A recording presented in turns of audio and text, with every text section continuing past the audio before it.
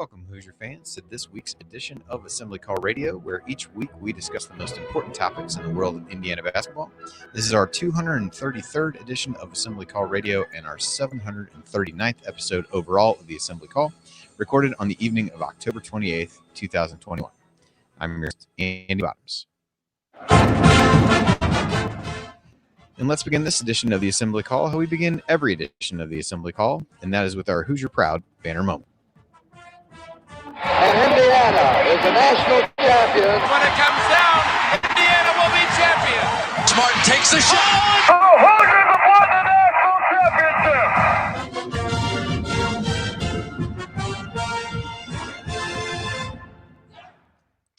Well, for this week, I mean, there's a lot of things to pick from. You started with last Friday, I believe it was, the Ja'Kai Newton commitment to get things going. Then some honors for TJD this week, including being named a first-team AP All-American and a unanimous first-team All-Big Ten selection. Although with 11 guys actually showing up on the All-Big Ten selection, there's a reasonable chance that at least one of the members of our panel tonight just missed out on a spot there with those 11. But excited for him to get those honors before the season and get recognized, and looking forward to see him make good to those predictions during the season.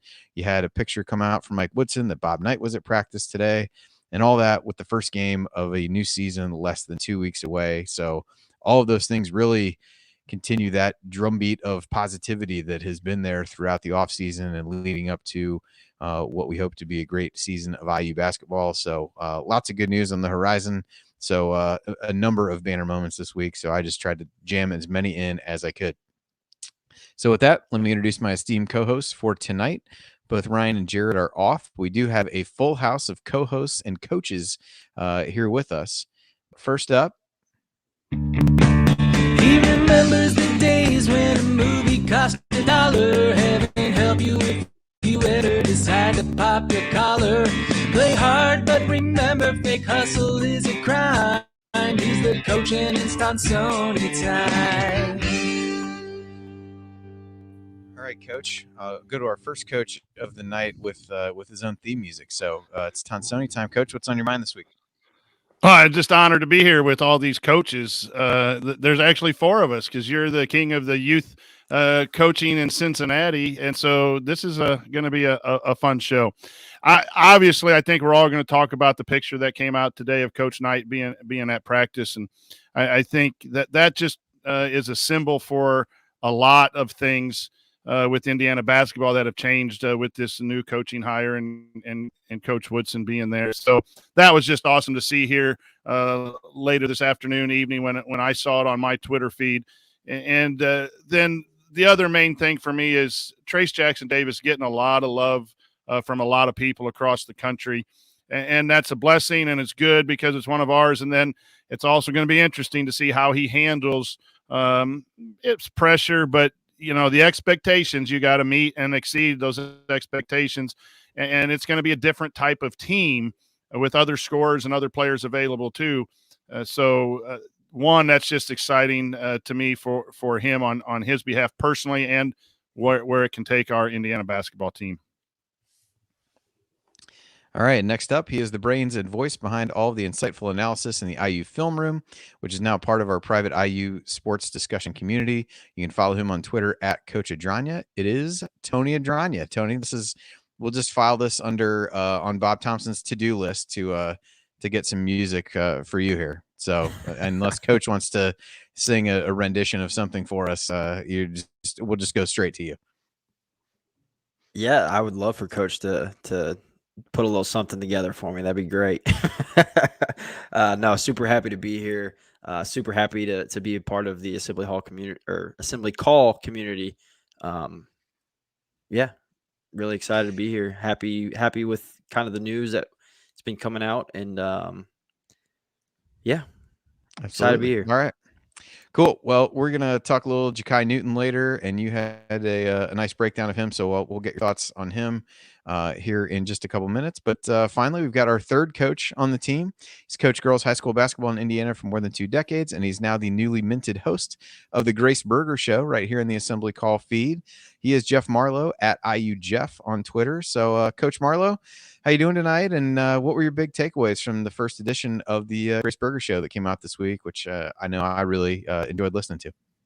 Yeah, just what a great young lady that is representing the IU women's basketball program. She was, we met and we got together about 15 minutes or so before we actually started recording, but just very nice and very personable. And just really, I think, going to be a lot of fun in the interviews we do. We kind of focused on last season and her experience with USA basketball, but that's kind of my banner moment for this week. I know TJD is coaching, the other coaches have mentioned getting a lot of love, but how about Mackenzie Holmes and Grace Berger both being preseason All Big Ten first team selection? So that'll be my banner moment for this week since we're talking about the Grace Berger Show. Absolutely. All right. So here's what we got to cover this week. We got Hoosier headlines, which we have quite a few news items to hit this week. Then we're going to do a coaches roundtable, which includes these guys have started in our community doing a Big Ten power rankings and an overall top 25 in the country. So got some questions for them as they break down the first edition of that. And then, of course, we'll answer your questions to close things out. So all that is going to be coming up this week on Assembly Call Radio. But don't forget to join our private IU basketball discussion community at assemblycall.com/community. As we announced last week, Tony's IU Film Room is now a premium part of our community, which will be raising the price for access before the season starts. So make sure you join up soon and lock in the current pricing.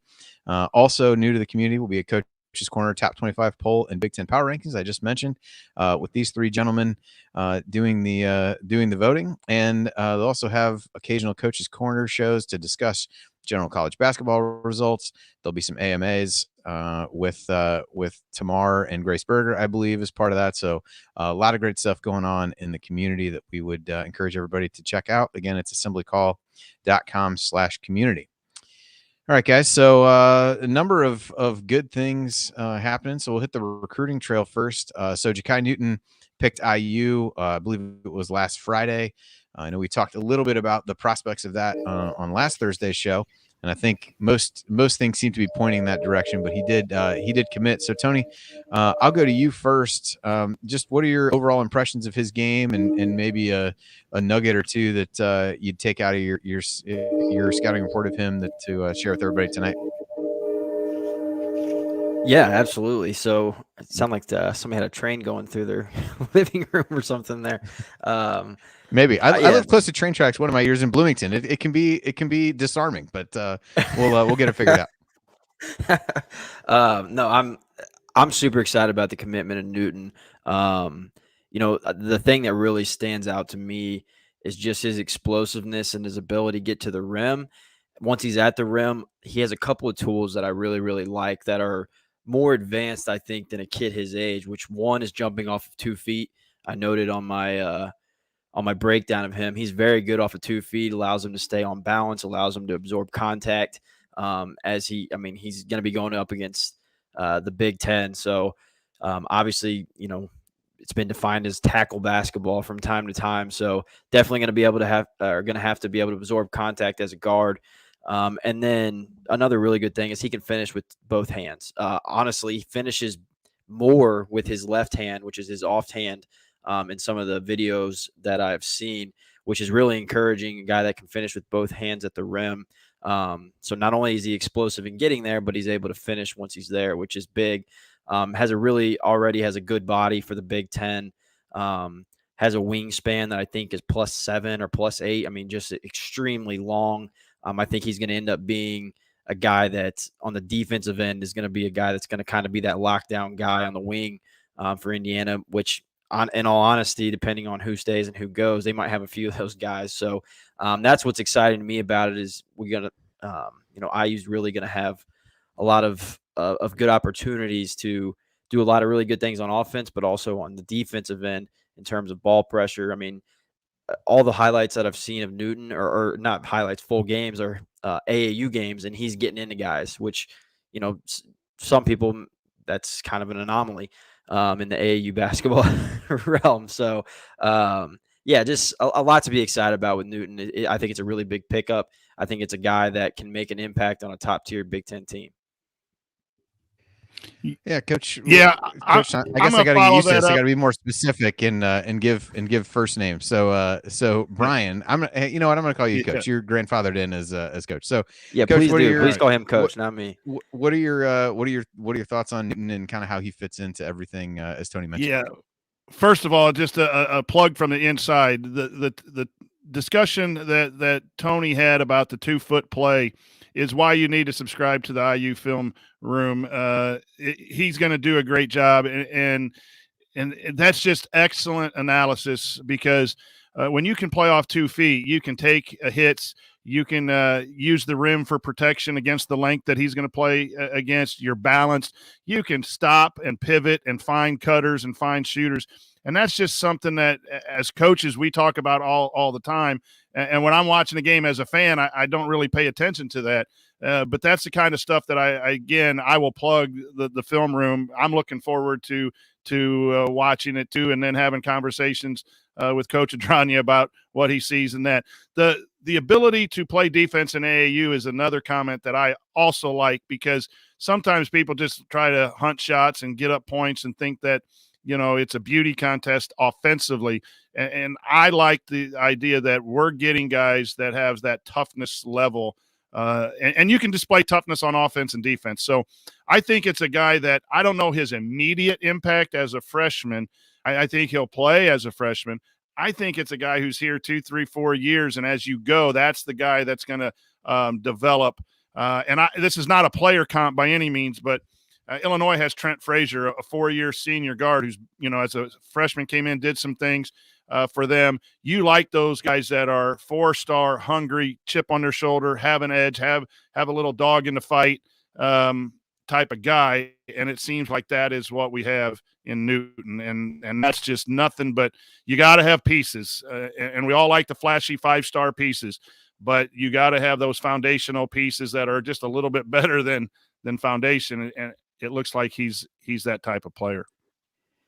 Yeah, I think what you said in terms of just a guy that can develop and fit in the system over the course of time is, you know, it's what you want to see. There's so many successful Big Ten teams that have been built on guys like that, and his development trajectory, if you want to call it that, has been, you know, really rapid of late. So if he continues on that, I think only good things to come. Jeff, thoughts on Ja'Kai Newton? I'm going to echo first what I've heard. I really like the film of him being able to finish at the rim, and I thought Tony had a good point that he finishes with both hands. You know, a lot of times a high school kid will struggle with that offhand to finish in contact anyway, and I like that part of it. I like it. I like Newton's recruitment because to me, he seems like more the Mike Woodson type of kid that we're going after. He's a little smaller. He's 6'3", but with his wingspan at about 6'10", I think he's going to be able to guard multiple spots. And I think with what Coach Woodson's talked about, at least in the spring when he got hired, of being able to guard multiple spots, switch everything, I think that's the kind of kid that we're going to keep seeing more and more. I was kind of looking in the chat mob comments here, and you know, obviously everybody's waiting on Clowney on Monday and talking about the kid from Finland or Sweden, but I really, one that's maybe still flying below the radar, and I know everybody says the UK kid, Cups is out there, but I'm still really kind of interested in them going after Reed Shepherd. I think Reed Shepherd would be a great fit into that junior classes. But I'm a little biased because I like kids like that can shoot it and have high IQ. So, but I think he'd be kind of a perfect fit if we could get that kind of kid too. But I really like, I like what Brian said. It's hard to teach toughness in terms of defending. In the high school game, we may think we're physical. The Big Ten's an entirely different animal when it comes to being physical and guarding. And if you've got a kid that knows how to be physically tough and guard now, he probably will fit in pretty at least a little more seamless in the Big Ten. Don't you guys think too that when you have a knack for the ball in AAU, your deflections, your ability to read passes, that shows that you're locked in a little bit more on that end in AAU than you normally would be. I love seeing those clips of, you know, in help side and anticipating that pass and knocking it down. Of course, I'd like it to be the correct hand, but if you're athletic, just go get it, right? There's a different level of coaching with athletes. Like, you don't have to have the correct hand if you can just get. But I like that, and we've seen a couple guys that have been recruited by Coach Woodson that have that IQ, Coach Marlow, as you just said, and that I think we'll see a consistent, probably characteristic of Coach Woodson's recruits. Yeah, so Noah Clowney, I know, Jeff, you brought him up. He announces on Monday the 1st. Sounds like it's down to IU and Alabama for him, so it'll be interesting to see what ends up happening there. But it seems like both of those visits went really well, and it seems as though anything that you read has him down to those two teams. Talked about Trace being named AP First Team All-American and All Big Ten First Team.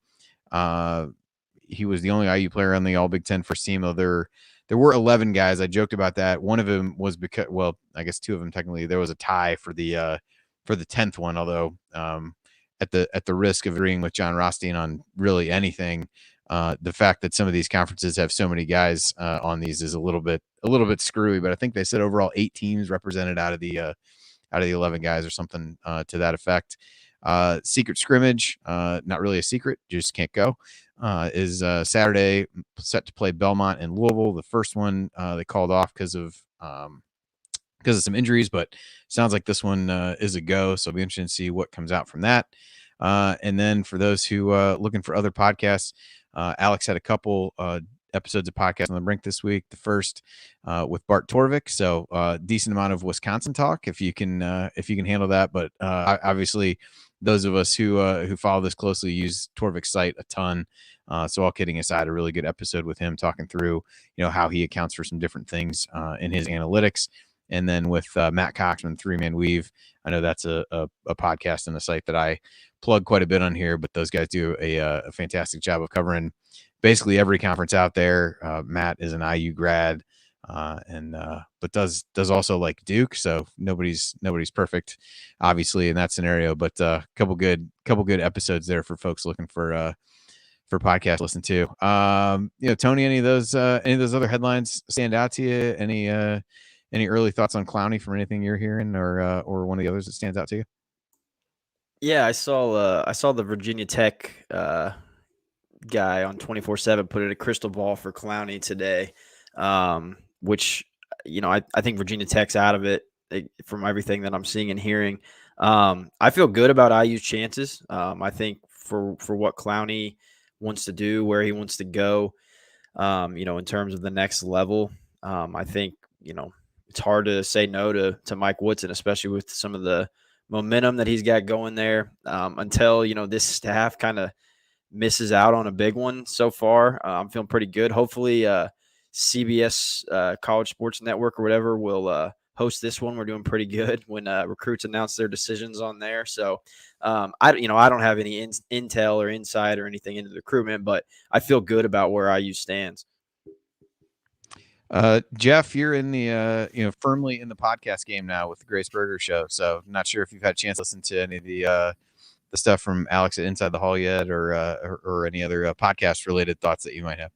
I didn't really have a chance to listen to the one with Alex, but I did catch part of. I was trying to play catch up on. I thought it was a really good interview with AJ Guyton and Dane Fife that was dropped just the other day, and there was some good banter back and forth between there. I really kind of liked, TJD. I like him getting publicity. I like him getting the notoriety. I just wonder are we setting ourselves up if he doesn't achieve that? Let's say his stats don't bear out. Let's say he drops to 17-9 instead of 19-10. Are we going to be disappointed because we got more talent around him? I mean, I want to see us do something first. And I know we're going to get into the Big Ten power rankings in the top 25. I'm a huge fan, obviously, but I want to see us do something on the floor before I'm going to, be like, okay, we're a top 25 team. And I want to see Trace be if he's going to be a first team All-American, I want to see a first team All-American on the floor. Fair enough. Coach, round us out. Any other thoughts on the Hoosier headlines? Yeah, I'm gonna call out Coach Marlow. He was the only one of the three of us that didn't have IU in the top 25. So, when you deal with me, Coach Marlow, you're going to get some trash talk every once in a while too. No, appreciate all of you Fair guys enough. sending me those lists. We'll talk about that in the second segment. Yeah, there's a lot of podcasts. I don't know about you guys, but my work productivity is dropping as I'm trying to listen to podcasts, and I'm exercising now just so I can go do something and listen to podcasts. I've been listening more to previews again for the bracketology part of what I do. I've been listening to Rob Doster in the Field of 68 previews. I've been listening to Three Man Weave previews. Obviously, I'm a big eye on college basketball with Gary Parrish and Matt Norlander. I know the chat mob busts me all the time for liking those guys, but I don't apologize. So, my podcast feed daily coming up with college basketball, and it's just exciting. It's exciting for us as Indiana fans, but it's exciting, starting in 2 weeks. I'm coming home at 7 after practice, and I have 3 TVs and a laptop and I have 4 college games watching every day, so I can continue to try to act like I know what I'm talking about with bracketology. But there's a lot of what I'm hearing from national guys, and I know that caused a problem when Archie was let go. A lot of people like the roster and see a chance for Indiana to pop. Even if they rank 5, 6, 7 in the Big Ten, there's a lot of talk on these national podcasts that Indiana's a team to watch, which is at least the first step. So that makes those things a little more enjoyable when you got to study the whole college atmosphere for what we do, Andy and I do, that at least your team's getting a little bit of a play now, as opposed to, you're going to finish 10th and as an afterthought. So, yeah, we're close, man. These last few days are going to drag until tip off.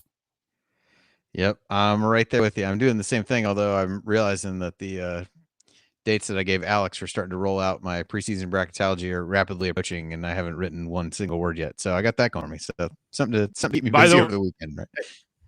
By the way, that's a wonderful shirt you're wearing, Andy. I know. I think that's the best dress that you've ever been. Merch now, the Delphi bracketology shirt. So, as I told Coach in the chat, I'm just a walking billboard for him at this point. Whatever it takes. That's right. I'm gonna have to hit up these other guys with some bracketology shirts. You shoot it to me, man. I'll wear it, even though it's got that black and gold color scheme. Yeah, that's the only bad thing. Hey, I want to throw this out there. What do you guys? I know we can't go, but what would you want to see out of this scrimmage on Saturday, the secret scrimmage? Assuming we play it, what do you want to see?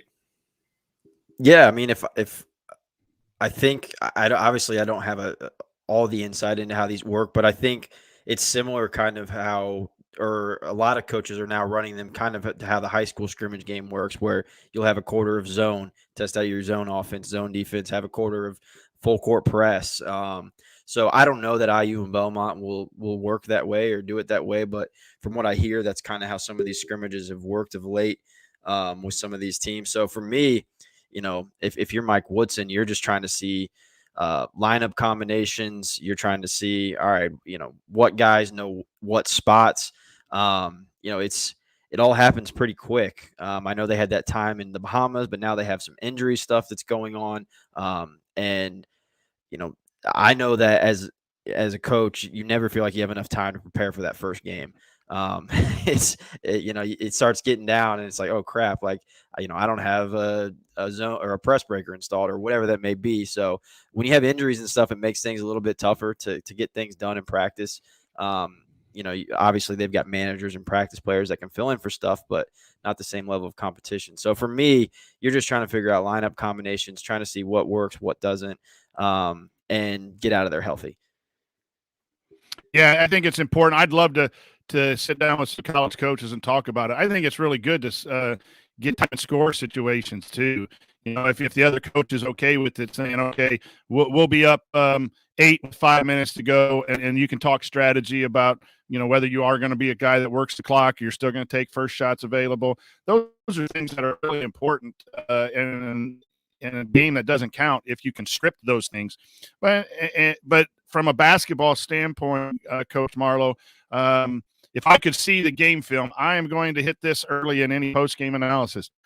Pace of play, and are we attacking downhill on offense, regardless of the set or the personnel? And what are we doing defensively, rotating out on shooters? Are we going to see some NBA out, multiple, X out type stuff, pre-switching, triple switching, whatever they call ball screens? That happens a lot. Golden State has run that in the past, where they keep a big inside. And those are things for me that I want to look for as the fan. I just want better basketball. I want shots made, and I want people guarded, and I want winning and no injuries. So that's a lot of stuff, I guess, to ask for in a scrimmage, but that's what I would say. Well, go ahead. Yeah, Andy. from my perspective, a couple of things just based on the opponent. I mean, Belmont is almost always one of the more efficient offenses in the country, and so I think it'd be a good early test for the defense against a really good scheme. And I think there's challenges in different parts of it. They got a really good big guy, Nick Muzinski, I think is how you say his last name. So 6'11" guy inside. So is it somebody that Trace is able to both guard but also take advantage of on the other end? And then their point guard, whose name I'm trying to look up because I forgot it, Grayson Murphy, solid defender, can be able to put pressure on IU, but also a good, kind of true point guard, run the show. So does IU have somebody that can really get into him and disrupt what they want to do on that end of the floor? I don't know what we'll learn about IU on the offensive end, but I think the defensive end, to be able to slow down Belmont in some capacity, would be really a good thing to see at this point in the season. Just again, given you got a veteran team, good scheme, good efficiency numbers, and a good track record of being a tough team to guard. Well, don't overreact. I just don't overreact to a win or a loss or a box score either, because you don't know the situations. You don't know how many players are playing or who was limited, not limited, and that you starting to see these things come through social media about who won or a close loss. Be careful overreacting. The first game's November 9th, and this is all helping Indiana build. I agree. The only thing is I sometimes feel like even in a scrimmage, I know it's a scrimmage, maybe a glorified practice, but I still, you got to try and build a little bit of winning mentality. And I don't get too worked up about a loss in a secret scrimmage, but I'm afraid the fan base might jump off a cliff if we lose to Belmont in a secret scrimmage. Well, let's hope it doesn't come to that. Let's hope it doesn't come to that. All right. Well, that'll do it for our first segment. When we come back, we're going to have these three guys talk about their Big Ten power rankings and their overall college basketball top 25. So we'll have a bit of a coach's roundtable of sorts. Stick with us here on the Assembly.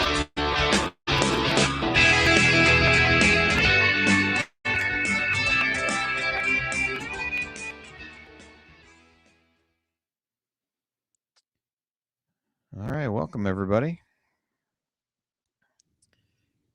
4-person panel, a lot of people in the chat, so everyone is ready for some actual basketball. So, Coach, when's your first actual game for your team? Our first game is the Tuesday before Thanksgiving. Oh, okay. And we're playing at Memorial Gym in Kokomo. Just a great facility to old as anything, but a great facility to play in, and they're always good, athletic, and they got a 6'10" guy from overseas that moved in, and so me being in charge of the defense, I got to come up with a kind of a interesting game plan for game one. As Tony said, you got 12 practices before you play, or 13 practices before you play, and so it'll be interesting. And your tallest guy is 6'3". Our tallest guy, we got somebody like 6'7" last week, right? We got a 6'7". We got 6'7". We go 6'7", 6'5", 6'4", 6'3", which is good size for a 3A school. Yep. But we don't have 6'11" drop step reverse dunk, guy from overseas. So we haven't seen him play yet. We're going to put him – well, I don't know. Kokomo people watch this. I never know who's listening, man. The Kokomo radio guys do watch this, I think, every once in a while. So, yeah, we got some things we're going to do. We'll just leave it at that. That's kind of the way I felt about interviewing Grace. I was like, I wanted to ask some questions, and we will do some during the season, obviously. But it's like I don't want her to put her in a spot where she's like giving something away that an opponent might be able to use. You sit here in your living room and you think you're just talking to 3 friends on a Zoom call, but then you realize that the podcast is heard by 18,000 some people. you know, and then you push it out on social media and you're giving up your strategy on Kokomo, just being Yeah, the Kokomo coaches are like, go on, coach. Yeah, keep going. We're tuning into Assembly Call this week. It's coach. Yeah, they're gonna be in the chat. His mouth off. Yeah, they're gonna be in the chat. It's under some other name. How are you going to double the post? Tell us about your philosophy on doubling the post. How you guarding pick and roll? You know, that's right. Who is coaching Kokomo now? I've lost track of who their boys coach is. Oh, is it Peck and Paul? It is Peck and Paul. Peck and Paul. Yeah, who was at Noblesville. Yes, he's going to do some good things there. That's going to be that's always a tough rivalry game for us every year anyway. But yeah, he's going to do some good things there. And then Sharon Wilkerson is at Logansport. I saw that, and that's on our schedule. So that'll be interesting. You play West Lafayette? We play West Lafayette. Van Arsdale's son, who the head coach at Lafayette Harrison, his son was talk about some experience. The dude was with J.R. Holmes at Bloomington South for 6 or 7 years. Then he went up to Carmel for a year or two, and now he's in our sectional. So yeah, it's always fun. I forgot that was a sectional game. Yeah, I'm going to have to try and get down and watch you guys at least once this year. Would love to have you. Let me know. I'll put you on a pass list. I'm big time. I can get you a $5 ticket. Hey, I just sign in as a scout. I still carry my clipboard, and I just sign in as a scout wherever I go. My dad, we lost my dad in 2004, but when I was first coaching, 98, 99, he'd come in and he'd sign as in as ESPN personalities. He was so ornery. Dan Patrick, ESPN, and they just sign in and go in. No one checks those things until the next day, you know, and they wonder who was it that signed in. Nice. All right, you guys are ready? We'll dive in. We're we'll do ready. the big stuff first, and then we'll roll. I think we actually hit a couple of the other questions he had in terms of the some of the preseason stuff and the secret scrimmage. So we'll probably just stick to the power ranking stuff and go from there. All righty. Here we go. Hey guys, it's Gene Steratore, CBS officiating analyst and retired Big Ten basketball official. You know, I have never listened to the assembly call, and to be honest, I don't intend to. If you listen, make sure you ignore anything Ryan says about officiating. He's really good from the seat of his pants, but I wouldn't trust him on the court with a whistle around his neck. Time has proven him wrong on virtually everything. Take care. We'll talk soon. All right, and welcome back to the assembly call. How do you keep up with the fire hose of information that comes out almost every day about IU basketball? It's crazy during the offseason and even crazier during the season, as we are about to find out. Well, luckily, we've got your back. We send out a free weekly email newsletter on Sunday mornings. It rounds up the most important and interesting IU basketball stories from the previous week to keep you up to date on your Hoosiers. Over 8,000 of your fellow IU fans are already on the list, and we want you to be on there as well. So go to join.assemblycall.com to subscribe for free now. That's join.assemblycall.com, or you can text IU to 66866. Again, that's IU to 66866. And welcome back. I'm Andy Bottoms, and I'm here with a trio of current and or former coaches. So going to do a bit of a coaches roundtable. And as we mentioned in the opening, these guys are going to be doing a top 25 for all of college basketball and a Big Ten power rankings that are going to be out in our community. Coach, what is the planned frequency of those? I don't want to overpromise and give you guys more work. What's your plan? No, we're going to try to put out the poll every week. I've just asked these two guys to send me their top 25. I made a spreadsheet that would do the math for me. So all I got to do is get their email and type in their picks. We're not going to meet and discuss or anything. So it's up to me to remind them on Sunday nights to throw together a top 25. The reason I asked these two guys is, one, they're part of our community with what Tony's doing with the film room, and now Jeff's interviewing their coaches, and I think that it'll give our community members a perspective from coaching as opposed to writers or coaches poll where it's some director of basketball operations just filling out and sending in so the coach doesn't have to I'm just going to go, if you win you're going to move up, if you lose you're going to move down from where I started, and we'll see how much that's going to be my thought process, and the other guys can maybe talk about their thought process. But I like interacting with other members of the media and other members of our community that are producing stuff, and this is just a way to stay in touch. I think we're going to try maybe every 2 or 3 weeks to do a 15 to 30 minute video for the community in my coach's corner, which is just, 3 old ball coaches talking about venues, about bucket lists, about, boy, what games did you like? What teams shocked you this week? Just some general college basketball talk for a bonus for our paying communities in the membership. But those are going to come out as on a schedule basis, as all of us have other things that we have to do. So that's kind of the idea behind this: a weekly poll and rankings of the Big Ten power rankings, and then every once in a while we'll put out a video coach's corner. All right, so your first edition of the Big Ten ones came out this week. So you had Michigan first, followed by Purdue, Ohio State, Illinois, kind of the consensus top 4 by most, although I'll circle back to that in a second.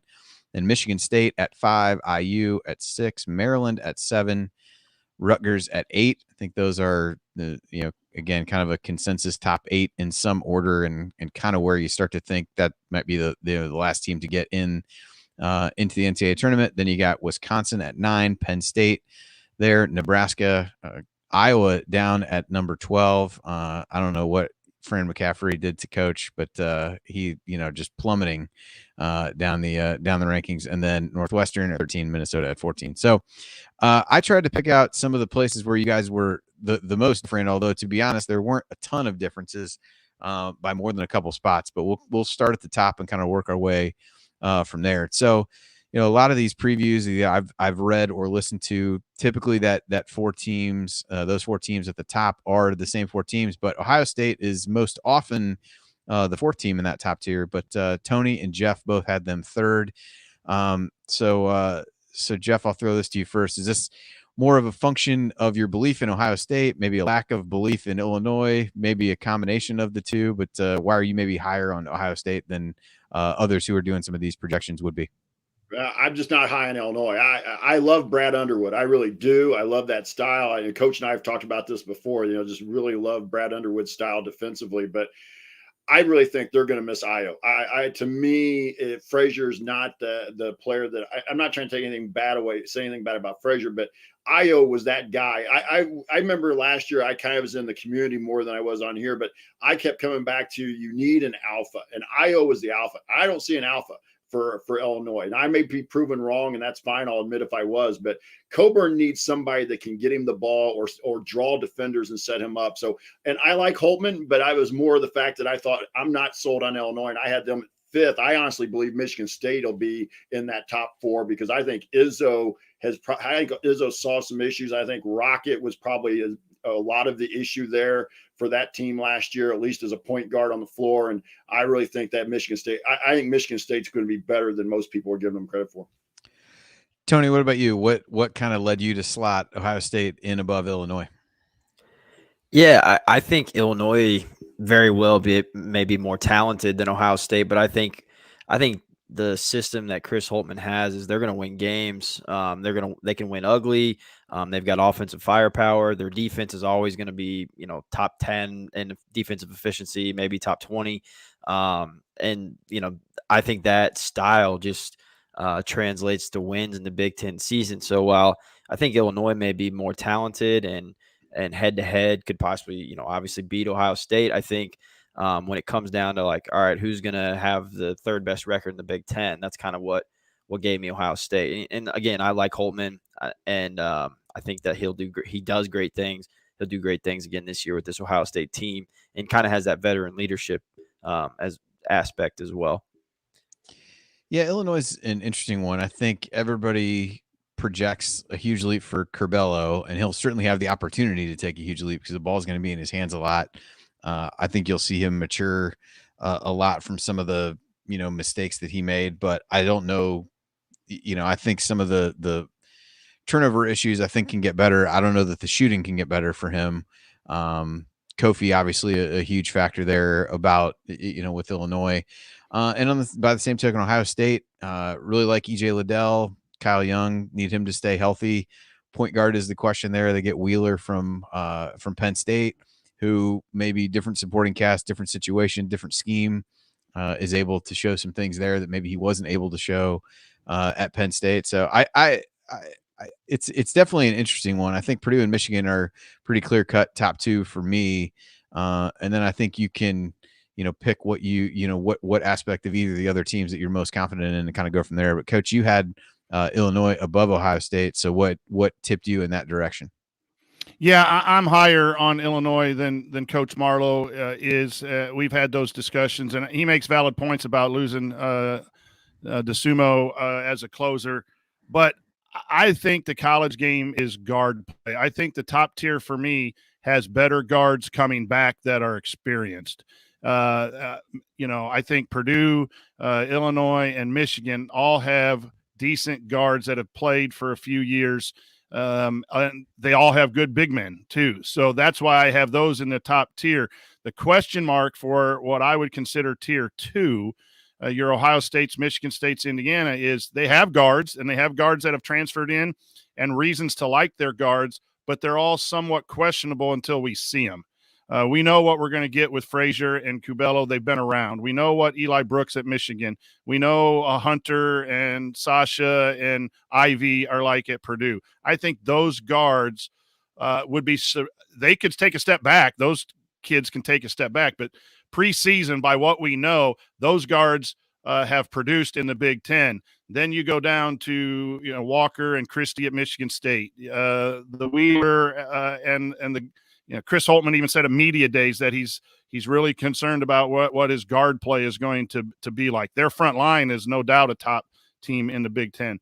And so you go down to IU. We got much better guards, but it's the first time playing together with Stewart and Kopp and those guys. And so it broke down for me that veteran presence in the backcourt, top three, and then the Ohio State's through. The only way where that philosophy doesn't fit is Maryland, I think, has some wings that are veteran. I just don't like Maryland. So I'm not going to put them in the top tier because they're coached by Mark Turgeon.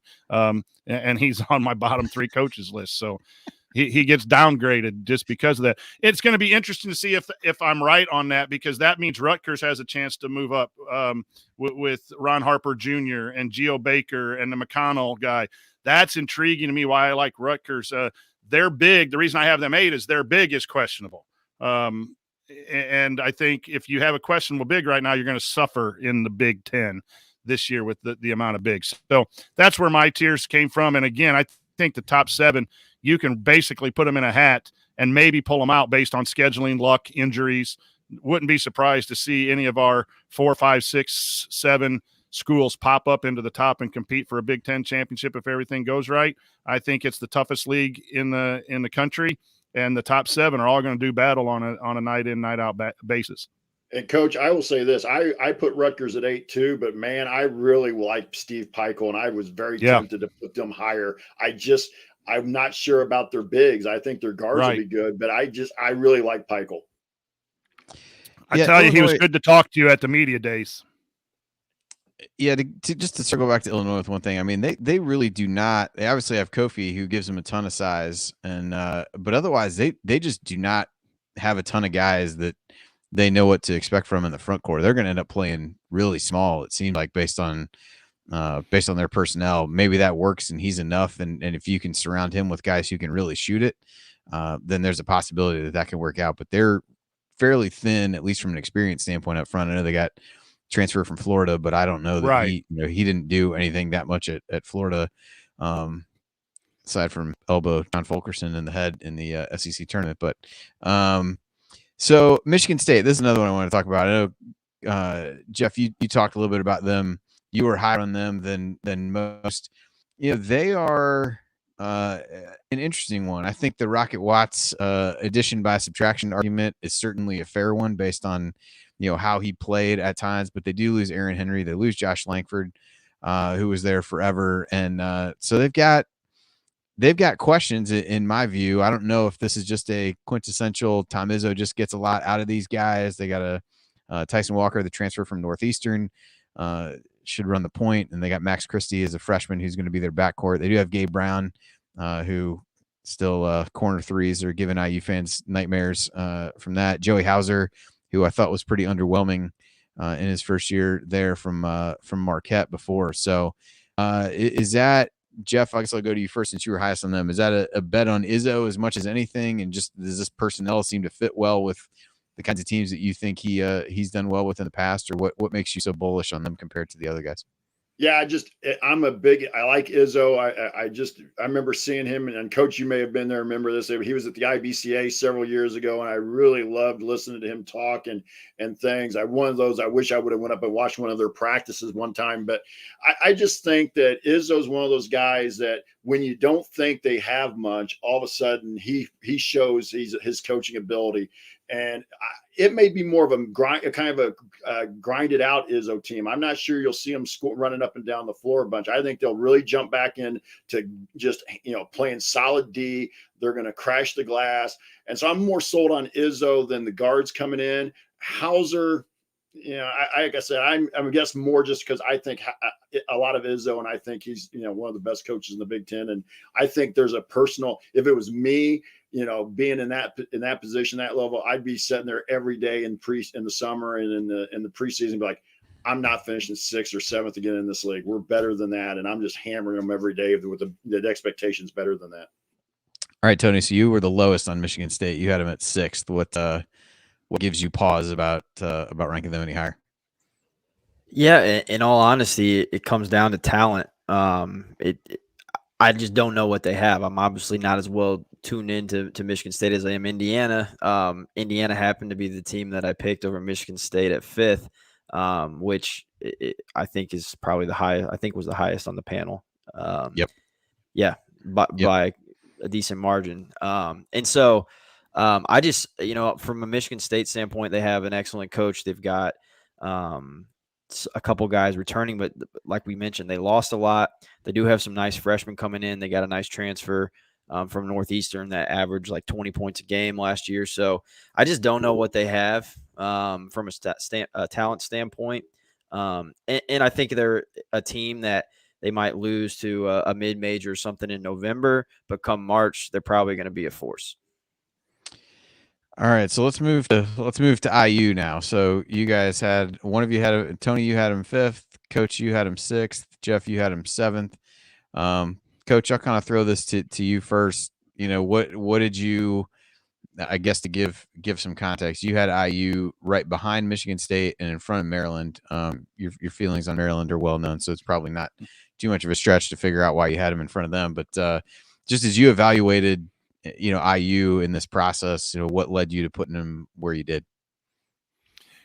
There's just a lot of question marks, and I think they're going to be answered in the positive, and maybe that's just the fan in me, and I want them to be answered in the positive. Everything has gone right since Coach Woodson has been hired, for the most part, short of something we don't know or behind the scenes, whatever. But I don't know that we could have scripted a better start for a new coach coming in. But he is a new coach, and even a veteran coach of the NBA moving into college game, there's going to be some pains between he and his staff. When you're mixing talented players from Pittsburgh, from Northwestern, they're gelling. The Bahamas helped. All of those things are going to be answered, I think, in the positive that this team is going to gel together. But you have to see it on the floor to see that it gels together.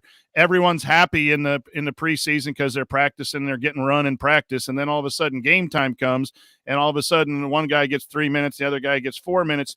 There's no way to predict happiness or team cohesiveness or whatever. So we catch a lot of flack for saying we got to wait until we see. This Indiana team, I think on paper, can contend to be in the top 3. I think they have talent. There's no denying that Xavier Johnson scored 14 points in the ACC and was able to drive the lane and do some things. Miller Kopp shot almost 40% as a sophomore until he got heavily guarded in his junior year. Parker Stewart is a scorer. There's no doubt. So, but we just don't know how it's all going to fit. Where other pieces, we've seen it. Purdue, we've seen it. The system's been there. Michigan is a little bit ahead of the game. Juwan Howard, same issue. Seen it. That's why I think Indiana's going to be better than Ohio State, if you want my honest opinion. I think they're going to have a chance to be better, more talented than Michigan State, but veteran coaches who have done there before, who in practice, their 3-4 year players are teaching the other guys. There's so many new things that I think that's going to be a couple speed bumps for the Indiana Hoosiers just because of the newness. That's why I had them 6th, but I can see them as high as they can go, catch some breaks and stay healthy. I like this talent. All right, so Jeff, you were the lowest. You had them 7th. Is that more of a you just want to see it? I think you kind of alluded to that a little bit with some of your comments earlier. That was how I interpreted it. But is that kind of what leads you there? Is just a lot of new pieces in place and just need to see it first? Yeah, I want to see it, and I want to be surprised, but I want to be pleased that we're playing as well as we are, rather than being disappointed if I pick us higher. I also do have some concerns. I know everybody says, coaches saying, wait. I do have some concerns when we're 10 days out and we're still hearing rumblings of guys being out with injuries. And that factors in a little bit into my preseason. I put Maryland slightly ahead of them, as much as it pained me, but I want to see it on the floor. I agree with Coach. I really think we can contend. I think by middle of the season, I can have us being a 3 or a 4 on here in a power ranking, or even possibly higher. But right now, too many question marks, and I'm getting concerned about these rumors of injuries that don't seem to be going away. All right, Tony. So you were highest on IU. So I'll let you finish the IU portion of the discussion. We'll finish on a high note with the most optimistic viewpoint. Yeah, I mean, I think Indiana, just from a defensive standpoint, I think Archie Miller, the pack line wasn't, that's kind of like a cuss word now. But in all honesty, the defense that IU played in the Bahamas was very similar to the pack line. A lot of guys sitting in gaps, and I think they were a little bit more disciplined in terms of help side and whatnot. But I think Indiana is going to be a good, solid defensive team. And they were under Archie Miller most nights in the Big Ten. But I think offensively, we're going to see a big leap. I do have concerns about shooting. That was the big concern on the offensive end last year, was shooting. But having a guy like Miller Kopp and guys like Parker Stewart and Anthony Leal, I think is going to be somebody that's going to really have to step up and knock down some shots this season. They excite me. The talent level excites me. Coach Woodson, not going to lie, has got me excited, and that's what kind of brought me to number 5. But in all honesty, I'm actually, in a really weird way, I don't know if excited is the right word, but to see how Indiana handles some adversity with Mike Woodson, because like we said, everything has seemed to have gone right. They won all the games in the Bahamas. They've really hit it hard on the recruiting trail and gotten a lot of good things done. So I'm excited to see how they handle adversity, because this kind of core group of guys a couple seasons back, when they hit some adversity, all of a sudden it was losing 11 of 12 and things like that. So things are going right. It's really easy to be happy-go-lucky and positive, but when things go wrong, I'm kind of excited or interested to see how this team will handle adversity, because it's going to come. As we all know, in the season, things aren't always perfect, and so it'll be interesting to see how this group handles it, because historically, kind of that core group hasn't handled it well. All right, so we'll hit. There's kind of 3 teams in the 10 to 12 range, which we don't need to spend a ton of time on, but Penn State, Nebraska, Iowa were there. You each had a different one of them rated 10th. So overall, Penn State ended up coming in at 10th.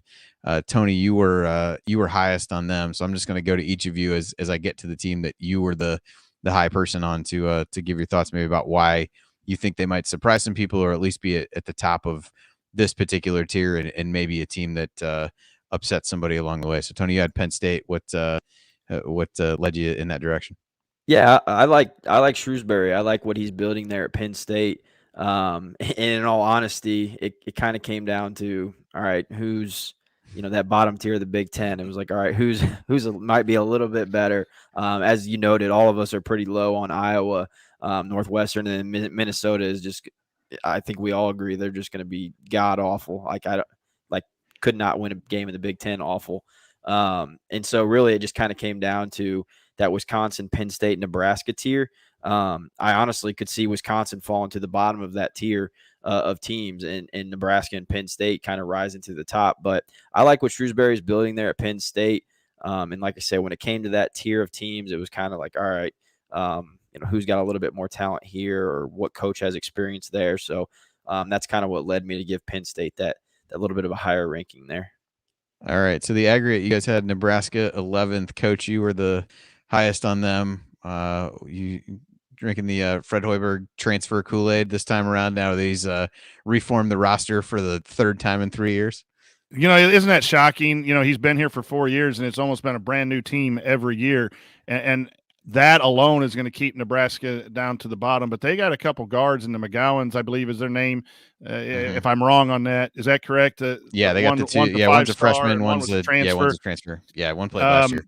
And I tell you what, I like the stuff that he runs. It's a lot of the spread stuff, 5 out, drive, kick, find advantages. And what I like about guys who come from the NBA and go to college is that they just have a playbook that is full of ways to take advantages. So they'll find the fourth or fifth weakest spot on a team, and they'll do some false motion and work the offense around in the first 5 or 10 seconds, and then bam, they'll hit that worst defender, or they know who to attack on help.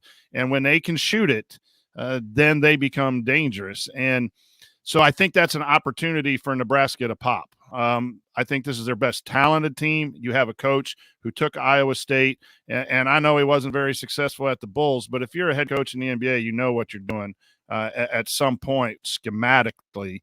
There's a lot of factors in success at the NBA. So I just think that, they scared some people at times with their play in the first few years under Hoiberg. And I think they're going to get a couple, but I think you can say that about Penn State. I think you can say that about Northwestern as well. These teams that we think are that in the bottom have some good players. Their coaches are rather good. The talent level overall is somewhat weak. I just think for me, it was Nebraska who was slightly ahead. Tony's Penn State, I didn't know this, but they're the oldest team in the Big Ten. I heard that at the Big Ten Media Day. Now you get a coach who's been with Brad Stevens and, been at Purdue, and you got veteran players. That's a reason they could pop. You can find a reason for any of these bottom teams, except for Minnesota, to pop and maybe get up into, 8-9 range. I'm not sure how many of them really have a chance to be on the bubble for consideration for the tournament. But for me, it was Nebraska. I think you can go a multitude of ways. All right. So then, Jeff, you were the highest on Iowa of the group, much to Coach's chagrin, I'm sure. Was it what was it that had you about Iowa, or was it kind of what Tony said? It was like the lesser of some of the other evils within that tier. Yeah, I could very easily have moved Iowa down. I just wasn't quite enough sold on Penn State. And I did not realize that about the experience level there at Penn State, at least age-wise. So that would factor in a little bit for me, I'll be honest. Nebraska is the one I really struggled with here because I really think that that's a team that could move up the standings, kind of a la Rutgers a couple of years ago. I'm with Coach. I really like Hoiberg. I really like what they do on the offensive end especially. And that was one I really struggled with to slot them in there. I really struggled with Wisconsin. It was kind of like I could have drawn the old Billy Martin lineup thing. You just draw names out of a hat and slot it in, and that's your batting order. But I really struggle because I think I'd be ready to see them because I think Guard lost that locker room, and I'll be interested to see if he's got it back. If he hasn't, then they're not the ninth best team in the Big Ten either. I just kind of went with the teams that traditionally had been decent. But I could see Iowa and Wisconsin at the bottom of that group rather than at the top. All right. So overall top 25, we have gone for a while in this, so we don't need to dig too deep into here. I just kind of highlighted some teams that had the most variance between the highest and the lowest person. So Memphis, there was a 10 spot different. Coach had them at 12. Jeff had them at 22. Illinois, we touched on a little bit. Tony was the highest and Jeff the lowest. So it was a 9 spot gap between those. Kentucky, Coach had at 8th. Tony had them the lowest at 16. And then there were 4 teams that had a 6 spot difference. Ohio State, Alabama, Florida State, Tennessee. Coach, I'll kind of throw this to you first. I'll just give you each a general question. I mean, anything stick out to you as you were putting this together that surprised you, either a team that you were a lot lower on than other people, a team that you were higher on than the other guys? It gives insight into these polls. When you put your own poll together and you got 3 guys or 2 other guys that you really respect and you see their polls come in and you're like, oh, what did I miss? It's really it was an eye-opening thing to see, how many ever AP voters there are, and how many coaches put their thoughts into it. And so it gave me a perspective that of the rankings are important, but man, there's so many different perspectives. And these are guys here that I just love to talk basketball with. And we have a 6 or an 8 line difference. But that's what makes sports good too. We can sit around and have a beer and a pizza and talk about why Memphis is good and someone thinks Memphis is bad. If you look at the teams that I was higher than everyone else, it was simply talent. And I think you're going to have, for me, the Kentuckys, the Dukes that recruit the 5-star talent are always going to be ranked a little bit higher until they prove that they're struggling, and then we'll quickly drop Kentucky out like last year, and it was such a glorious drop. But for me, in the off season, we've heard a lot until we see it. It's just got to go on talent. So for me, I'm very high on the kids that Memphis got in, but there are questions about, can talent gel? Of all these big mega 5-star recruiting factories, there haven't been too many national champions. You get Baylor winning last year, which was awesome.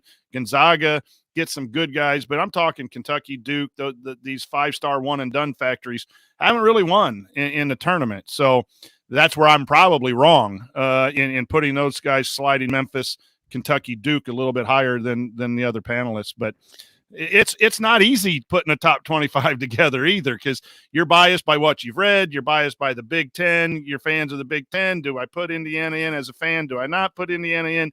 And then there's just no way. We all have other jobs to really know what St. Bonaventure's squad is, right? Or what, I picked Texas Tech because they've been good in the past and their assistant was there. And I was the only person who had Texas Tech in the polls. So more eye-opening than probably accurate, I think.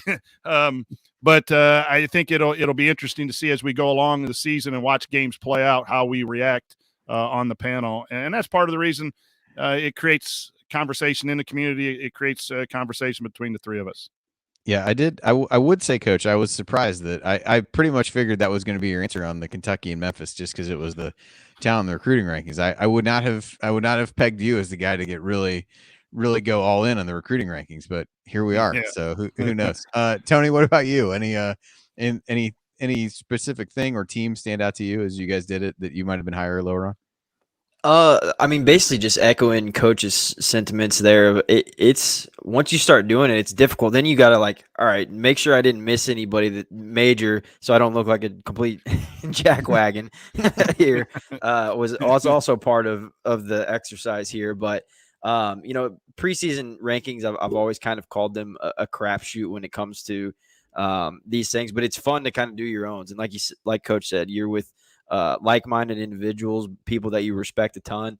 And so, yeah, you see coaches poll come in like, dang, what did I miss on Kentucky or whatever the case is there. I will say Kentucky actually does have some guys that can shoot the ball outside of 5 feet this season. So they may actually be a tad better, but more so than anything, it was fun to do. I'm excited to do these each week. And once games start being played, I think that's when it'll really be exciting and to really kind of dive into all right, who do I think is going to be really good this season, or who's performing really well, or who were the sleepers that weren't even on any of our radars and stuff like that. So more so than anything, just a really fun exercise. I enjoyed it.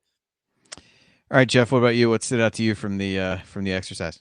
Well, first of all, I just want to echo Tony and Coach. Really enjoyable. And Coach, I want to give you credit for, at least you were the one who emailed me first. Credit for you for coming up with the idea. I'm really looking forward to the season. And I kind of like Tony. You when I started seeing the list from the other two, I was kind of like, yeah, maybe I'm missing something. But I just I'll say this: I had Florida State higher than the other two, and I'm just I like Leonard Hamilton.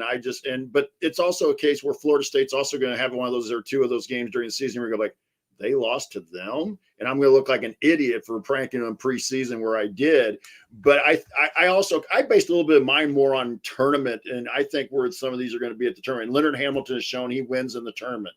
I just really, from that standpoint, and then I want to see Memphis do something. I'm sorry, they may have talent, but Penny hasn't done anything with it the first 2 years. And so until I actually see them do something, I have a hard time moving them up much past number 20. I think I had them ranked around 20, in fact, around 22 or 21 in my poll. So that was that. And I was really looking for a non-power 6 team. And so that's why I kind of focused in on St. Bonaventure. I really wanted to try and give some love to teams that don't necessarily always show up in the AP top 25 poll. But that when I know about St. Bonaventure, what I read, I think they said returns all 5 starters or 4 of their 5 starters in a team that won their league last year. So that was, I really am kind of interested in watching those types of teams as we go through the season, because I think there's some good basketball played in the A10 and those other leagues. And I will say one thing, the other one, I had Houston ranked a little better than than the other two, not because I'm a huge believer in Houston per se, but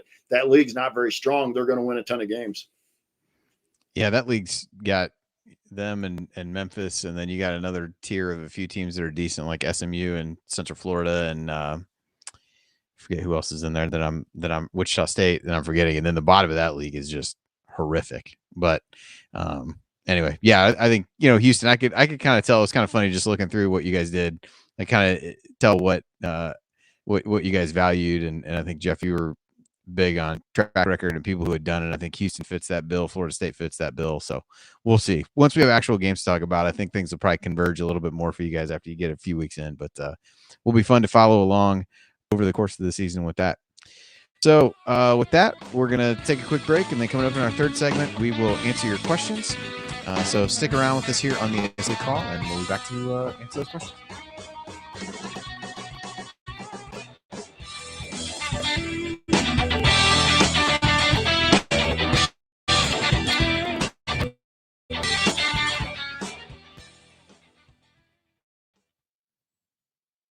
All right, good stuff. Big Ten ones we could go back and forth on for a while, but at least I try to hit the ones that you guys at least had some dissension on. There was a couple pockets where everybody was the same, which is fine. But Jeff and Tony, what I'm going to do, I think I emailed Andy, asked for that information. That's the spreadsheet that I put together, and I've got some formulas where it just calculates the average or the points or whatever I did there. What I'm probably going to do, if you guys would prefer, is just give you a tab at the bottom of that spreadsheet and put your name on it. And then you can just every week go week of whatever the Sunday date is, and then just type in there on that form every week instead of having to email and type that up that way. And you can just do, if you want to keep track of it on that spreadsheet, like week 1, here is my selections, week 2, week 3, week 4, you can do whatever you want on that page. Okay. So make sure, I think I gave everyone access if you had the link on that email. I sent it back in response to Andy. So go back and check. If you don't have access to edit that, I'll try tomorrow when I'm supposed to be teaching to put tabs in there for you. And that way, then you can just open that up and type it in, and then it'll be there for me when I calculate it every Monday morning. Cool. Coach right now clearly worried that the Kokomo coaching staff is listening in. Not worried that the principal or other people from the school district are listening in. It's priorities, man. Priorities. All right. I'm going to make sure that you have viewing access or whatever. So I'll make sure that's edit. That sounds good. Awesome. Yeah, Tony, I really liked your comment. I mean, I'm not as up with Minnesota's talent, but are they really? I mean, is it possible they'd be that bad of like 0 or 1 win talent? I mean, yes, it doesn't look good. I mean, it's not like Tom Crean year 1 level talent, but because he'd actually have scholarship players. But it's okay. They churned a lot of the roster. Yeah. And brought in. I knew that, but they brought in a ton of transfers, but none that really seem to clearly translate to being able to play at the Big Ten level, I guess is and I'll be interested to say it. People are high on Chris Beard in Texas. I mean, we were looking at, I think I had him at 5th or 6th, I had him a little higher. I had him a little higher. Tony and Brian both had him a little lower, but there's a lot of people. I heard a couple of podcasts. I've seen some things, previews that really think Marcus Carr is going to be a stud down there. I think if it depends, they got a lot of guards. So I think if he embraces just being a facilitator, which he probably can do a little bit differently there than he could have done at Minnesota, then I think he can be really good. I think where he struggled was they were counting on him to score a lot too. And then when guys weren't, like Gabe Kalsher wasn't hitting shots and some of that, like I think he really pressed and took a lot more shots and his efficiency was not as good. So I also they've got, I think Courtney Ramey is in the backcourt there. I think he's a guy who wants to have the ball in his hands a lot. I think that's probably the biggest thing. If you can get like roles sorted out back there, I think he can be really good. I think if it's muddied and it ends up being that they're really counting on him to score a little bit more, then I think it might not work out quite so well. And Tony, I didn't get a chance to email this, but you were one. You didn't have Arkansas on your list. Do you just think they lost too much? But Brian and I both had them in our top 25. It might have very well been an oversight. That was that one where I was trying to not miss it, and I missed it. That's fair. I mean, it isn't easy. Like you're sitting. They got a lot of. I mean, like they always do with Musselman. I mean, they got a lot of guys that left as well, though. So exactly. And I've said this, and Andy has said this too. But once we started doing bracketology, if you're a top 8 seed, that's 32. And we're only listing 25. So there's bound to be some real talented teams that are going to be left out every week, especially on a 3-member panel. We won't have too many receiving votes, but you guys should have access now. I did add a tab with your name at the bottom, so you can go in and format that any way you want. That'll be your worksheet. And after Sunday's game, Sunday night, whenever you want to do it, sometime on each Sunday, just type that in, and then I'll transfer my scoring to the front page, and then you can I'll let you know when it's updated every week. Perfect. Excellent. All right. That'll simplify it from sending emails and all that stuff. All right. Well, let's we don't have a ton of questions, so we should be able to go through this pretty fast. The one question in here, the Brian's question is a good one, but I'll kind of go over his, and maybe you guys can talk through if you've got other guys that you would slot in there or not. That's a lot to ask anybody to come up with, and I even saw the question earlier. So that's an off season. You might want to comment too. That's an off season show. Yeah, right there. It's that getting a full 13 squad, all IU squad. Yeah, absolutely. That'd be a great off season topic. Absolutely. All right. Yeah. Well, we will get started here.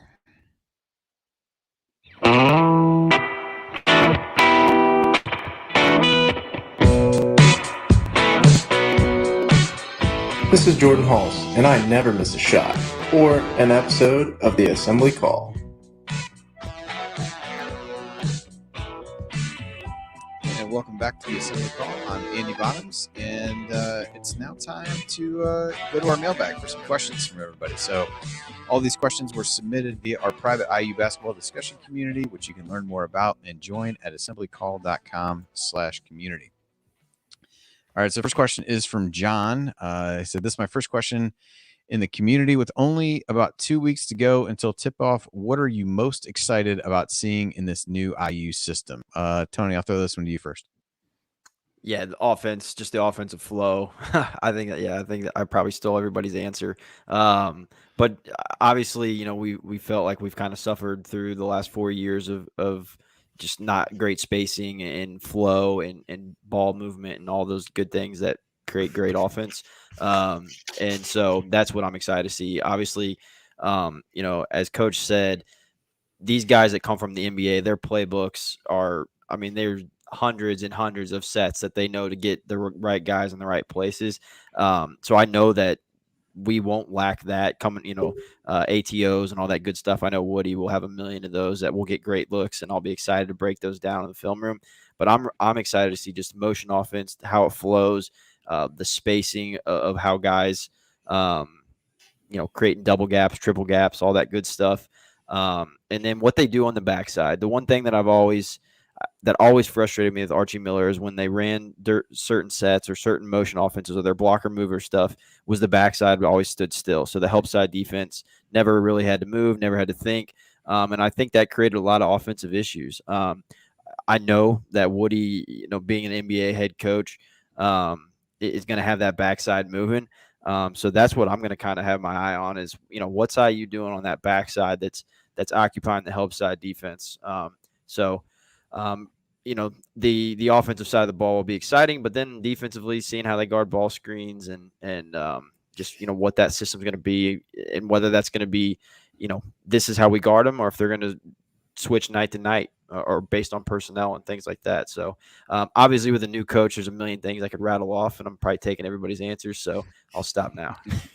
Jeff, I'll let you go next if there's anything that Tony didn't hit that you want to I think Tony took everything. No, I mean, seriously, I mean, there's when you get a new coaching staff in, I think that's always something you really want to see is the differences are going to be. I've been on here before and in the community, and I always say pace. Pace for me means faster. I don't like walk it up style. I realize there are times you have to set up an offense and you got to run your sets, but I really want to see us play a little bit more of an up and down game. And I think we saw some of that in the Bahamas with a little bit of where they'll at least pick up full court. I'm not saying it's 40 minutes of hell, but they're going to at least put some pressure and make the other team play at a pace that we want them to play at. The other thing I really want to watch, and Tony kind of mentioned the pick and roll coverage, I want to see is how we play the post. I really believe that we'll see more NBA style double the post and rotate off the backside, more of what you'll see from an NBA standpoint. And I'll go back, Tony and Brian both mentioned, I was at a conference or a coaching clinic several years ago called Coaching You, which is put on by Brendan Surr and Brian Eastman and those guys in the NBA. I was one of the few high school coaches there. It was in Indy. They were all the college guys were in there for the Nike camp that was going to start on like the next day. And it was just listening to those guys in the NBA talk about all their sets. My hand hurt after about the first hour and a half because I'm sitting there trying to do all this stuff. And Brendan Surr gave us a number or gave us his email. And so I was like, okay, there's some really good stuff here. I emailed him like, do you think some of this stuff can work in a high school? I mean, you guys have different defensive rules than we do. And he goes, absolutely. And I put some of that stuff in. If Brian saw some of my teams there when he was with Delphi the last couple of years, my last few years, where we ran a lot of stuff that came out of that. And one of the stories I'll tell real quick here is they were with the Pistons and they were running this set for Isaiah, and Vinnie Johnson was kind of getting jealous. And he's like, hey, I want to play similar to that. So they just Daly just draws this up for him and they start running that, and nobody could stop Vinnie on that. And that was the one thing I think Tony kind of hinted at a little bit. We all kind of in a high school game think that we're going to, we just got to outsmart everybody. Like, oh, I ran this and it worked, but I got to run something else because they'll know what's coming. Those NBA guys are blunt. They're going to run something until you stop it. And I think you'll see that from Mike Woodson. If he finds something that's working, he's going to milk it until the other team makes an adjustment. Coach, what about you? Well said by the other two coaches here. I echo everything, the offensive pace, the defensive rotations. Tony brings up a really good point from what I saw in the Bahamas is the movement of the guards off the baseline when the pick and roll action is moving.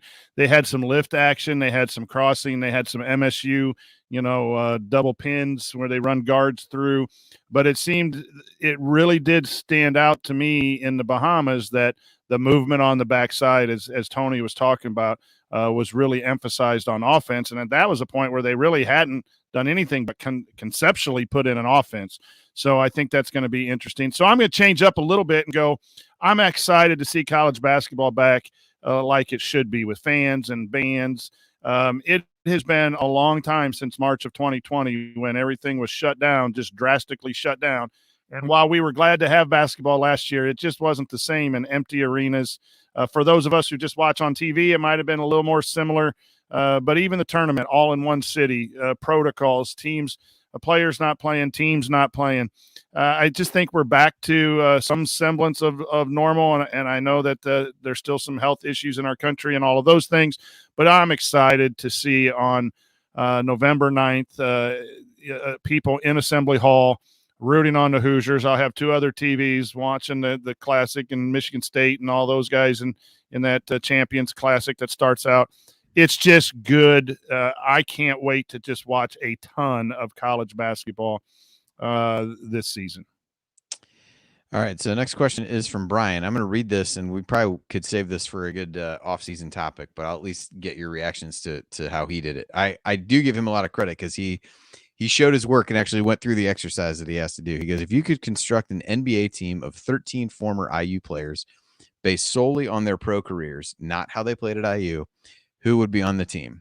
So he said his starters would be Isaiah Thomas, Victor Oladipo, Walt Bellamy, John McLaughlin, and George McGinnis. His bench would be Eric Gordon, Calbert Chaney, Tom Van Arsdale, Dick Van Arsdale, OG, Quinn Buckner, Slick Leonard, and Butch Carter. And he said his toughest omissions were Kent Benson and Alan Henderson. So, Jeff, I'll throw this one to you first. I'm not going to ask you to go through the exercise, but any tweaks that you would make to Brian's team and or anybody else that you think should be considered for the exercise. Yeah, I like the question. And we were kind of talking there off in the break about this could be almost a full episode in the off season, but I would drop Victor out of that top 5. I would put Eric Gordon in there because I think you look at Eric's career. He's been a 6th man of the year. I think he's averaging somewhere around 16 or 17 points a game for his career. Or at least he was. I know he missed a year, had an injury maybe here in the last year or so that kept him out some. But and then also I'd put Tom Van Arsdale ahead of McLaughlin. I'm probably splitting hairs on that one, but Vic would not be in my top 5.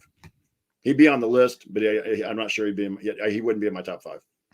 Yeah, Coach, any changes you'd make? No, it's hard to see the guys you love in college, but maybe didn't play well in the NBA. I mean, you got champions like Steve Alford didn't play well in the NBA, and you're talking Indiana basketball, and you can't have a discussion with Steve Alford per the criteria of Brian's question. That may, Scott May didn't have a really great pro career, but was just an outstanding Indiana basketball player. And I think to answer it fully, it does need to be an off-season show so you can spend some time going back over NBA stats and making sure that you're not clouded by, when you think Indiana basketball, you want to talk about Indiana greatness, it all goes to what you've seen in Assembly Hall in college. And the question was your best Indiana pros. And, we're all different variety of how much we watch the pros. With bracketology, I've lost track of the pros in the last 5 or 6 years because I'm watching 4 college games every college window. And so I lose track of the NBA in the last 5 or 6 years. And I don't know that I watched it a whole lot with some of those earlier names. But, yeah, we could also go on names that don't even sniff that list that were really good college players that were not even you got Zeller, too, who is having a career making a lot of money in the NBA, but it hasn't been outstanding and wouldn't be in the 13 best probably. That there are some of those guys on that list as well. Tony, what about you? Oh, go ahead, Jeff. I was just going to say a name that popped up in the chat that you'd have to include on that. Not a great pro, but a great college career. Jimmy Rail. Yep. Yeah. True. Absolutely. True. I've seen. Woodson and Jeffries have also shown up in the in the chat. Tony, your thoughts on the list? I Whitman. think. Yeah, Whitman. Yeah. Here's one. Do you add him to the list? Jordan Crawford. Oh, yeah. Yeah. That's interesting. Or do you have to graduate a Hoosier or in your career a Hoosier? Yeah. I don't know. I think that there's no rules specifically stated about that, so it could be anything. I think if you ask this question 5 years, OG might be a no-brainer in that starting lineup. I watched him just absolutely annihilate the Pacers yesterday. 16 points in the first quarter, just too strong for some of the guards to guard, but too versatile and agile for some of the bigs to guard. And I mean, he was very clearly the best player on the floor last night in the Pacers Raptors game. And he's getting a lot of good minutes right now or a lot of good primary scoring options right now with Siakam being out for the Raptors. So I think OG will end up being up there. I agree with Jeff on Eric Gordon. I mean, that guy's made a living of, being kind of that 6th man of the year in that 15 to 20 point per game range for what seems like forever now. And so very solid pro. Oladipo just kind of up and down. Guy was an all-star, but then at the same time has had some seasons that he struggled a little bit. So as everybody mentioned, tough exercise because there's so much to dive into. And again, probably somebody that we're not thinking about right off the top of our heads that we're like, oh yeah, duh, he should be on there, something along those lines. So great question. All right. Yeah, I was looking up while we were on there. I was looking up Woodson's stats. I mean, he averaged double figures for. This is kind of weird the way they split this as you change teams in different years. But I think it might have been 9 straight years he was in double figures. I could be wrong because I'm trying to count these on the fly. But anyway, so he'd probably be in the conversation. Maybe he coached the team. Who knows? All right. So all right, we'll wrap up with this one. Kind of a combined question from Terrence and Philip. So Terrence started out with saying, do you have any guesses on how minutes will be divided between all the talented players this year? Do you foresee wholesale squad tradeouts to keep fresh players on the court? And then Philip kind of piggybacked on that. Do you see 9 to 10 guys playing in the rotation to keep guys fresh and energetic? So Tony, I'll let you start with this one, but how do you see the rotation shaping out? I don't know that any of us would assume, kind of subbing 5 in, 5 out type scenario, no matter what we think of the depth on the team. But what do you think how do you think the rotation shakes out in terms of just number of guys getting consistent minutes? I think everybody's going to get an opportunity, whether that be injuries, off nights that bring somebody else in the rotation to send a message. So I think everybody's going to get opportunities. Coach Woodson said himself he wants a 10-man rotation. He's not sure if he can get there. But with that said, I'm going to take him at his word and kind of assume that there's going to be a 10-man rotation. But like I said, that doesn't mean it's the same 10. And the injuries happen through the course of the season. Guys go through slumps to where I think everybody that's healthy and on scholarship is going to get an opportunity to crack that rotation at some point. So then it'll be obviously making the most of that. I think the most intriguing part is the point guard aspect. All indications are that Xavier and Rob were kind of going head to head for that job. But now, some news came out that Lander was really kind of growing up, if you will. And then he got hurt, I think, and was limited in practice for a little bit. So that point guard kind of rotation and how Woody works with those three, and if all three play or two of them play together at certain times, that part of it will be interesting to me. Yeah. Jeff, what are your thoughts on the rotation and how you would expect it to play out at this point? I think it'll be very similar to an NBA style rotation. I think I take Coach Woodson at his word. I think he wants to get to 10 guys. It may not be huge minutes for 9 and 10, but I think they'll get consistent minutes, barring injuries. And I think he'll stay with the hot hand a little bit. I think it was referenced in there. One of those questions was like almost like a wholesale hockey line change. I don't think you'll see that. I really don't, unless it's a foul situation. I don't think we'll see five subs on the floor. I think, like I said, long story. I'm being long with it. I just think it'll be more of an NBA style where you'll see them he'll take out a couple guys, bring some guys off the bench, but you'll always have 2 or 3 of your main guys on the floor at the same time. All right, Coach, round us out on this one. Yeah, the interesting thing to me is, like, sometimes you see in the NBA, there's just set rotations at the 8-minute mark. This guy will go in, or this position will be changed out. Is that what's going to happen, or is it going to be more by a feel? I was pretty impressed with the Bahama rotation, that it just seemed like he had a set 5. He had the guys who were going to go in next at each position, and then he just dealt that way with fouls. This guy went in or whatever. It was by feel, which is what I would prefer. But again, every coach has their own way of doing it. There's pros and cons to having that set rotation. Everyone knows their role. You're going in at the 8-minute mark. Get yourself mentally prepared. Watch who's on the court for the opposing team. Figure out what we're doing, know what we're running. There's some real benefits to knowing when you're going in and what you're doing. Sometimes you get too tied with that. You miss a high end or something like that. But Woodson's done this before. He built 2 teams, New York and Atlanta, with young people. So there's a lot of trust for me on that. But I do think he's going to play 10.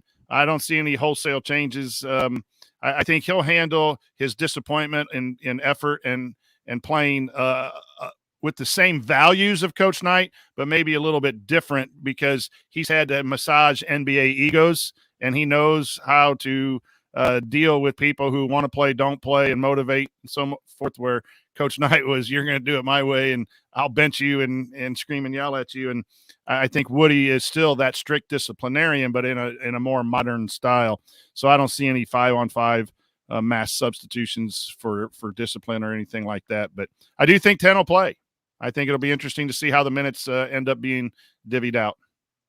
Yeah, I am curious. One of the things, just in terms of him coming from the NBA, is what a couple of you guys mentioned, just in terms of, are there more set rotations, at least in the first half of games, to try to get you through that, and then obviously from there you're going to figure out what's working and make adjustments and do some of those things. So is that one of the pieces that he brings from the NBA, to have that, where you've got guys who are used to being on the court with one another, and that builds some continuity in that regard. So it'll be curious to see if that is something that plays out, but we'll start to figure it out in less than 2 weeks, which is the good part. That's it. We're done. No more questions. All right. So that will do it for tonight's episode of the Assembly Call. If you want to see us do the show live, please join us at assemblycall.com on Thursday nights for the live broadcast of our Assembly Call radio recording. Special thanks to Bob Thompson for producing most of the music that you heard on the show. And thank you for listening. We'll talk to you again next week or sooner if any news breaks. But until then, take it from the green light himself. Keep your elbows in, eyes on the rim, and go Hoosiers.